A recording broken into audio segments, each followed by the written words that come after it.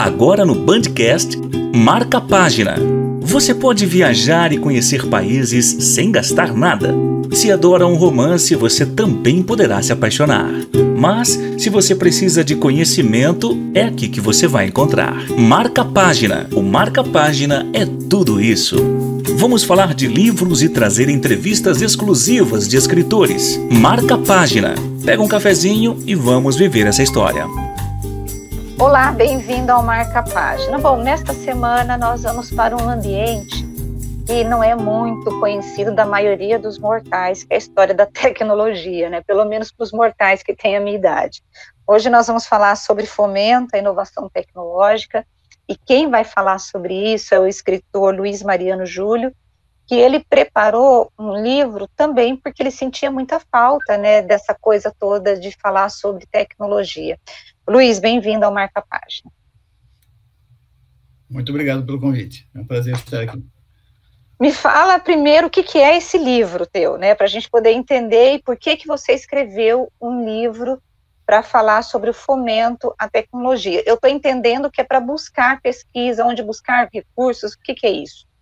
Exatamente, fomento é justamente isso, são os mecanismos de subvenção, de subsídio, mecanismos para custear a inovação tecnológica.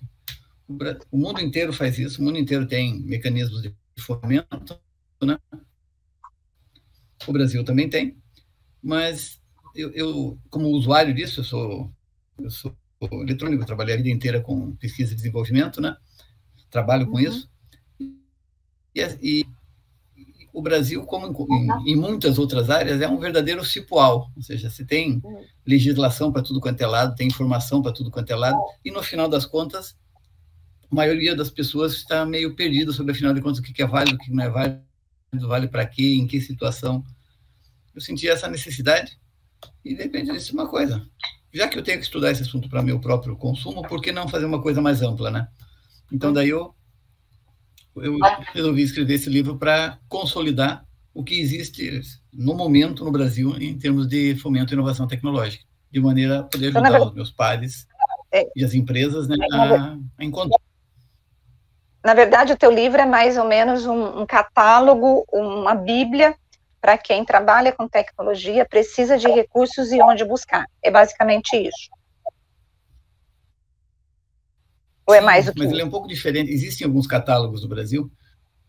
É um pouco mais do que isso. Que existem catálogos no Brasil, coisa publicada, por exemplo, pela Confederação Nacional da Indústria, existem artigos e coisas assim, mas tudo que eu conheço é direcionado, ou seja, tem alguma coisa sobre informática, tem alguma coisa sobre petróleo, sobre energia elétrica, mas sempre sem dados históricos, ou tipicamente sem dados históricos, basicamente mostrando qual é o site, né? Eu juntei de forma diferente.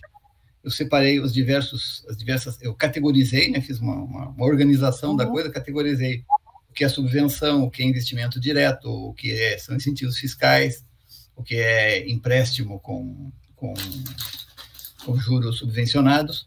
Separei essas categorias e aí fui tratando cada um deles, apresentando qual é a legislação envolvida, discutindo um pouco essa legislação, ou seja, o que é, o que não é, quando vale, quando não vale, o que é suportado, trazendo uma base histórica também, mostrando nos últimos 10 anos, alguma coisa até mais do que isso, né, quanto tem havido de investimento, estratificado esse negócio, para que justamente e mostrar de que valores estamos falando, né, ou seja, tal coisa me interessa. Poxa, mas para um pouquinho, mas só dá 1 milhão por ano, está fora do meu objetivo, eu preciso de uma coisa de 50 milhões, então é outra linha, esse tipo de análise que eu fiz. Então, eu mapeei dessa forma as coisas. Tá. Agora, Luiz, quem trabalha com tecnologia, o desenvolvimento, a inovação é caro, não é barato, né? O Brasil, ele tem recursos para essa área ou não tem? A iniciativa privada, são os cofres públicos, quem que oferece mais recursos para a inovação tecnológica? O Brasil tem bastante dinheiro para isso. É claro, somos um país grande, então tudo no Brasil acaba sendo grande, somos, sei lá, 3% da economia mundial. Este recurso, em diversos segmentos, existe escassez do recurso em outros segmentos, mas de uma forma geral o Brasil tem recurso e de uma forma mais ou menos geral também, ele não é muito bem administrado, muito bem direcionado. Por exemplo, você perguntou, né, se é privado ou é público. Do recurso que vai para a inovação, mais ou menos uns 54% é público, 46% é privado. O dinheiro privado sai tanto dos cofres das empresas quanto desses mecanismos de fomento, ou seja, um incentivo fiscal, por exemplo, né? É um imposto que não foi recolhido, mas é um dinheiro que está à disposição da empresa, o dinheiro da própria empresa, né? Enquanto que subvenções e outras coisas não são, eles são realmente dinheiro público que é alocado para os projetos. Só que o dinheiro público, ele também, o recurso destinado à inovação, quase 40% desse recurso destinado à inovação vai para a pós-graduação, o que é altamente, faz bastante sentido. Porém, falando em recurso para a inovação, é que mais ou menos 10% desse recurso vai para as engenharias, uns 40% vão para de letras, direito e outras ciências que não geram inovação tecnológica propriamente dita. Então, é isso que eu falo. Temos o dinheiro, mas o direcionamento ele pode ser aprimorado.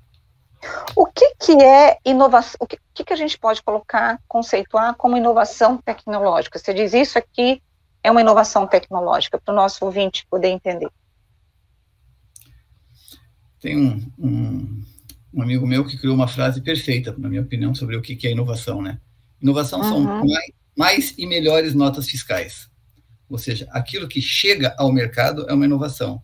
Aquilo que fica no laboratório, por mais cientificamente avançado que seja, não é uma inovação, porque inovação, por premissa, envolve chegar ao mercado. A inovação tecnológica é justamente quando você chegou ao mercado de um aprimoramento, de uma evolução tecnológica, e não só por uma evolução mercadológica. Você descobre, sei lá, uma nova forma, uma nova ferramenta de marketing, uma nova forma de vender o seu produto, né? Não é uma inovação tecnológica, pode ser uma excelente inovação de negócio, mas não tecnológica. Agora, quando você pega o computador que está na sua frente e diz, e se côncava? Não sei se isso seria bom ou não, né? Mas você pega e faz uma inovação tecnológica com a tela côncava. Lança isso no mercado, espero que seja um sucesso, né? Mas isso é uma inovação tecnológica. Nem sempre boa, nem sempre dá certo, mas inovação tecnológica, quando você modifica tecnologicamente as coisas, em todas as áreas, né? Fala-se muito em tecnologia de informação, mas isso pode ser em telecomunicações, em química, em física. Área, né? Agora, você acha que você falou que 40% é destinado para pós-graduação, e você falou ainda bem que é isso, né? Você acha que hoje a educação do Brasil, ela está voltada para você formar profissionais ligados à inovação tecnológica? Porque eu estou aqui em Campinas, eu não sei onde que você está. Campinas, a gente sabe que nós sediamos aqui várias universidades, nós temos o Sirius, que é um laboratório maravilhoso para estudos da ciência, né, de ciência mesmo, para estudos de doença, das luz síncrotron, mas é tudo muito caro, é tudo muito assim, são bilhões, milhões, né? Claro que eu estou falando de um Sirius, mas você acha que a educação hoje, ela está voltada para a formação e para um Brasil que vai priorizar a tecnologia? Eu acho que não. Eu acho que existe um direcionamento equivocado, eu não sou especialista em educação, mas eu acho que existe um direcionamento equivocado em direção à formação universitária. Ou seja, todo mundo, para conseguir um emprego minimamente razoável, hoje em dia precisa fazer faculdade, e não importa tanto assim se é uma faculdade de top, tipo uma Unicamp, um ITA, uma USP e várias outras, né?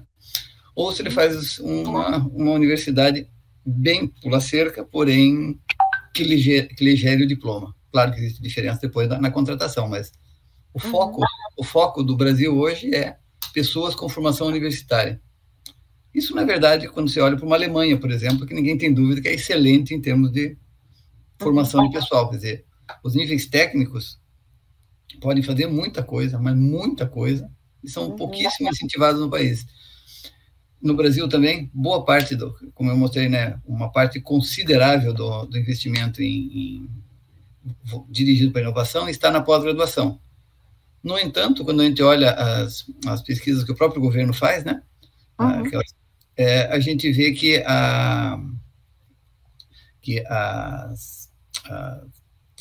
nas empresas contratam muito pouca gente com pós-graduação, principalmente com mestrado e doutorado. Por quê? Porque existe um descasamento entre demanda e disponibilidade. Coloca um monte de gente com mestrado, com doutorado ou com pós-graduação, e o que as empresas precisam é de engenheiros, é de programadores, é de técnicos de laboratório, né? Então, eu acho que existe um equívoco de direcionamento. Como falei, eu não sou um especialista, isso pode ser facilmente contestado por especialistas. Mas eu acho que não, viu, Luiz? Uma vez eu fui fazer uma matéria, e olha que isso faz tempo, hein? Isso faz uns 20 anos já. Uma matéria do setor de tecnologia, logística, de empresários. Tinha muitos empresários, era um evento da indústria, e eu me lembro que o que me chamou a atenção foi que os diretores de empresas, eles falaram assim, sabe qual é o problema do Brasil? A gente forma muito cacique e pouco índio. É claro que não é uma questão racista, não quer nem que as pessoas entendam como uma discriminação, não é isso. O que eles quiseram, o que eles estavam dizendo? Muitas vezes nós precisamos de técnicos bem formados, de engenheiros, só que aí você forma exatamente esse perfil que você está falando. É um profissional muito capacitado, mas ali você está precisando de uma outra massa, e eles não estão achando no mercado. E isso foi há uns 20 anos. E fora que, muitas vezes, os cursos de pós-graduação, de mestrado e doutorado, não atendem à demanda do mercado. O que eu tenho visto, Luiz, e eu não sei se essa tua experiência também mostra isso, muitas vezes são as empresas que têm procurado as universidades para poder desenvolver cursos e demandas em conjunto. Não sei se você observou isso. Eu tenho observado isso, eu trabalhei a vida inteira em empresa, né? E é o que eu sempre enxerguei. Hoje em dia eu trabalho em centro de pesquisa, né? Mas para você ter uma ideia aqui, dados da Pintec 2017, é uma das figuras do meu livro, né? Das pessoas envolvidas em ciência e tecnologia no Brasil, dados de 2017. 60% são pesquisadores, 40% faz apoio. Ok, então os pesquisadores são os mais tecnicamente capacitados, perfeito. Desses pesquisadores, 69% são graduados, 19% pós-graduados e 12% têm segundo grau. Você perceba que o tamanho do investimento em pós-graduação está desproporcional ao tamanho do aproveitamento nas empresas. 19% pós-graduado contra 60% de graduados. Não estou dizendo... E é de se supor que as empresas saibam o que contrataram, ou seja, eles têm o que precisam ter. Então, claro que o Brasil não prima por ser um país de alto avanço científico, e isso é uma coisa que vem desde o tempo do engenho, né?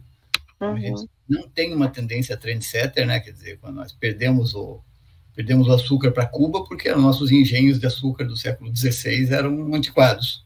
É verdade. E agora, fazendo isso. Você tem uma ideia de um número absoluto, assim, de quanto que o Brasil teria de recursos para destinar para pesquisa e inovação? Tipo, quantos bilhões? Você tem esse número assim na sua cabeça ou não? Se investe no Brasil 98, 99 bilhões de reais por ano. Tá. Mais ou menos metade é público e outra metade é privado. Tá, isso é pouco ou não é nada? Como que você vê esse recurso? Olha o tamanho do Brasil, né? O Brasil é grandão, então realmente...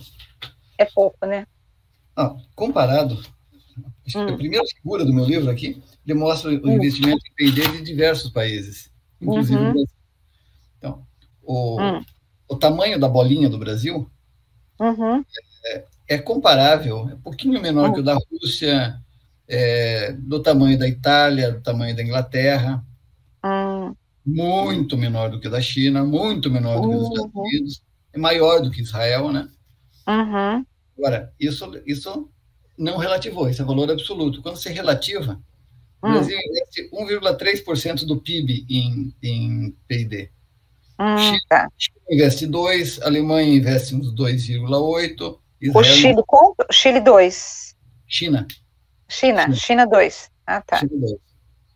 Estados Unidos é uns 2,7%, mais ou menos. Japão é 3 e tanto. Coreia é 4%. Então Coreia é bastante, hein? Nossa. Quem mais investe comparado com o PIB é Israel, é 4,3%. Israel, 4,3%. Quando é com PIB, né? Agora, esse livro que você escreveu, para quem que é esse livro? Você tem a capinha dele aí para mostrar para gente? Tem. Tá. Ok. Para quem que é esse livro? Ele é voltado principalmente para o empresário brasileiro. Quer dizer, espero que o empresário inovador tenha acesso a esse livro, porque ele ensina o caminho, aponta o que existe disponível de recursos para inovação. Interessa também é de interesse de universidades, de institutos de pesquisa, né? Porque, é claro, eles demandam o recurso para executar a inovação para si próprios, para a sociedade ou até mesmo para as empresas. Então, agora, sim, a gente conhece o nosso país por conta da burocracia, de tudo que é muito difícil, né? Obter esses recursos, você precisa ter um projeto, ou é muito burocrático? Como que você vê essa obtenção dos recursos? Uma coisa é o dinheiro estar lá disponível, outra coisa é você conseguir acessá-lo, né? Tem coisa bem fácil e tem coisa bem complicada, né? Obviamente, quanto mais barato o dinheiro, mais difícil acessá-lo. Então, quando a gente fala em subvenção econômica, ou seja, aquilo que antigamente se chamava deselegantemente de dinheiro a fundo perdido, né? Que você vai lá e pega o dinheiro sem uma contrapartida. A subvenção econômica difícil, né? É uma coisa mais complicada, até porque esse é o mais difícil. Quando você entra na FINEP, por exemplo, para buscar esse tipo de recursos, pode levar, você precisa esperar que tenha um edital no qual você consiga se encaixar, daí você disputa o edital, passa um tempo, réplicas, etc e tal, e depois vem contratação, então vai de 6 meses a 1 ano, meio que facilmente, né? Por outro lado, você tem um mecanismo da Embrapi, por exemplo, né? Que é praticamente de balcão. Você tem um projeto bacana, um projeto que seu, você vai a um centro credenciado da Embrapi, apresenta seu projeto, que está dentro da linha de pesquisa deles, né? Dizem, ok, concordo. De onde que é? Eu não consegui entender. Esse projeto... Embrapi, Empresa Brasileira de Pesquisa e Inovação Industrial. Embrapi. E aí já é mais fácil para conseguir. Você chega... Pode levar dias, pode ser uma questão de dias. Você apresenta o teu projeto, diz, eu quero fazer tal coisa. Eles olham, analisam o projeto e dizem, bom, eu sei fazer tal coisa, estou credenciado para trabalhar nessa área. Ok, eu topo subvencionar 30% do seu projeto. Se é um projeto que custaria, sei lá, 3 milhões, você paga 2, porque o 3º milhão a Embrapi paga através de recursos que vieram do FNDCT, de depósito de empresas, coisas assim, né? Então, existe um mecanismo super ágil para isso. Quando fala de... É muito legal. Nossa, porque eu tô, assim, eu não sabia que tinha isso. Do teu nível tecnológico. E muitas vezes a própria empresa... Mas é exatamente para isso. Para isso que você escreveu o livro, né? Para poder contar que existe uma forma de você acessar esse dinheiro, né? Exatamente. Tá certo. Agora, o Luiz... Tudo no site. Você entra no site deles e obtém as informações, mas saber que eles existem, onde que estão, como é que funciona, olhar e dizer, deixa eu entrar em mais detalhes, né? Esse aqui foi o que eu busquei. Né?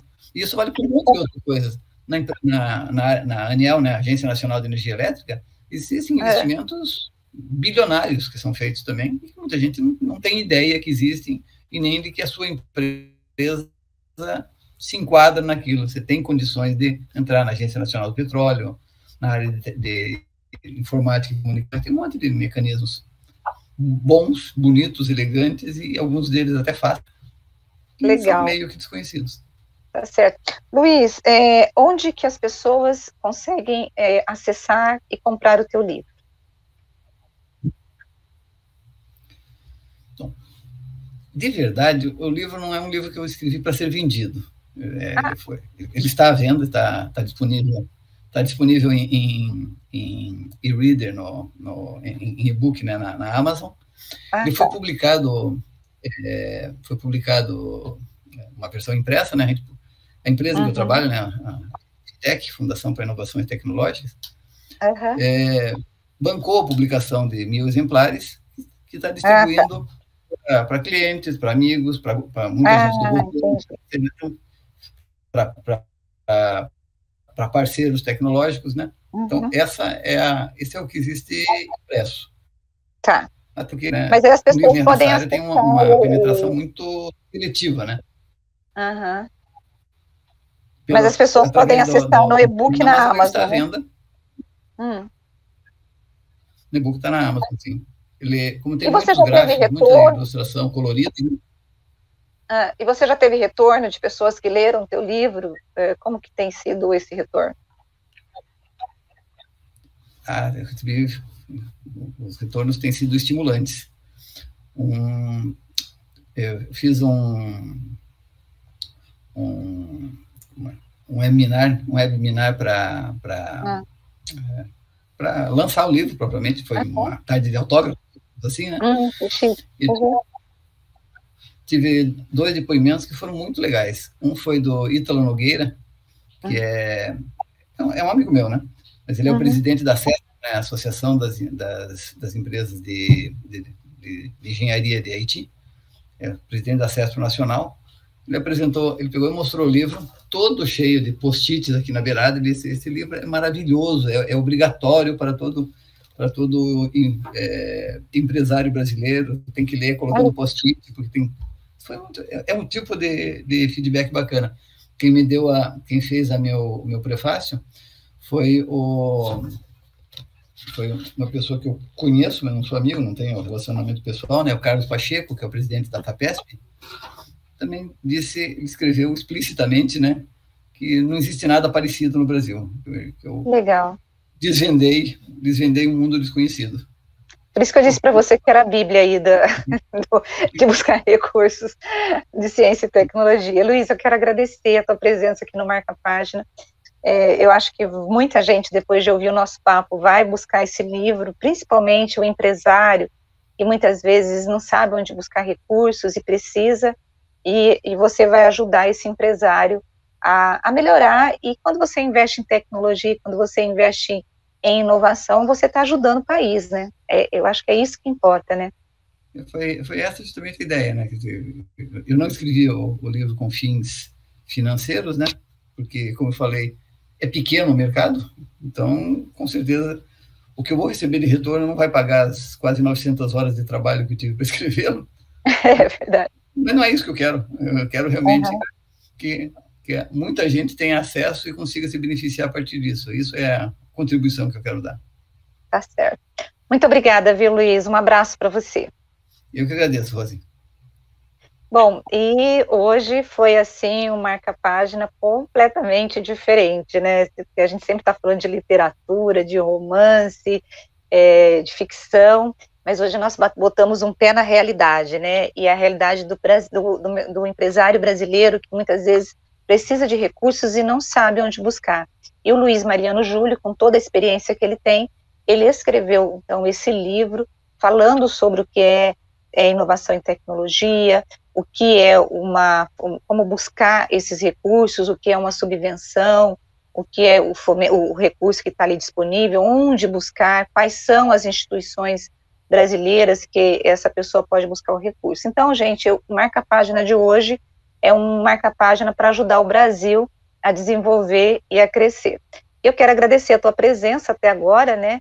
E eu espero que você compartilhe esse marca-página com outras pessoas, para que elas também possam aprender mais, porque hoje eu aprendi muito com o Luiz. Muito obrigada e até a semana que vem com mais um escritor e mais um livro aqui no Marca Página. Abraço para você. Tchau, tchau. Beijo, beijo.